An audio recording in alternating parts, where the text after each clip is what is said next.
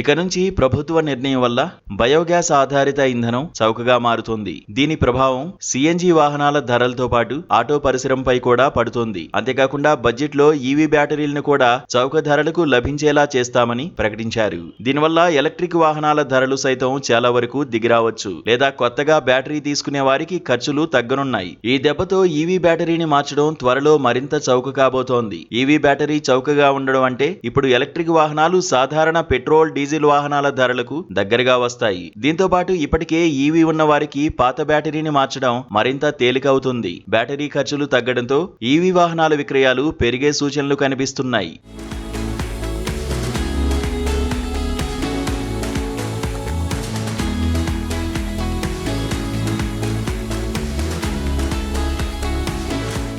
ఏదైనా ఎలక్ట్రిక్ వాహనం మొత్తం ధరలో 40 నుండి 50% ఖర్చు బ్యాటరీకి మాత్రమే ఉంటుందని తెలిసిందే. పైగా బ్యాటరీ పాడైతే కొత్త బ్యాటరీ కొనడానికి మధ్యతరగతి వారు ఎంతగానో ఆలోచిస్తారు. తాజా బడ్జెట్ లో లిథియం, కోబాల్ట్, నికెల్ వంటి ముఖ్యమైన ఖనిజాల దిగుమతిపై సుంకాన్ని తగ్గించడం వల్ల బ్యాటరీ తయారీకి తక్కువ ఖర్చు అవుతుందని సమాచారం.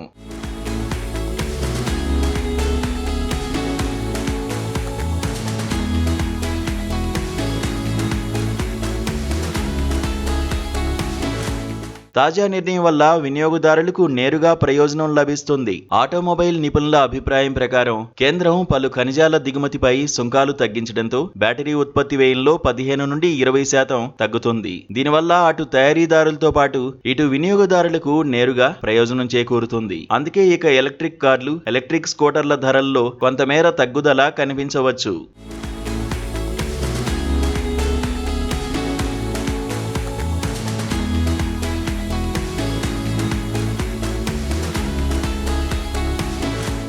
ఎలక్ట్రిక్ వాహనాలను జనాలకు మరింత సరసమైనదిగా చేయడానికి ప్రభుత్వం వివిధ రకాల ఆర్థిక ప్రోత్సాహకాలను అందిస్తుంది. రుణం పొందేటప్పుడు వడ్డీ రేటుపై డిస్కౌంట్ ఇవ్వబడుతుంది. కొనుగోలు సమయంలో రోడ్డు పన్ను మాఫీ చేయబడుతుంది. రిజిస్ట్రేషన్ ఫీజు ఉండనట్టే. కొత్త వాహనం కొనుగోలుపై వర్తించే వన్ టైం రిజిస్ట్రేషన్ ఫీజు మాఫీ చేయబడింది. ప్రభుత్వానికి చెల్లించాల్సిన పన్ను మొత్తంపై మినహాయింపుగా అందించబడుతుంది. ఇంకా వడ్డీ లేని రుణాలు, టాపప్ సబ్సిడీలు, ఎలక్ట్రిక్ 3 వీలర్లపై ప్రత్యేక ప్రోత్సాహకాలు మొదలైన ప్రోత్సాహకాలను కూడా పొందవచ్చు.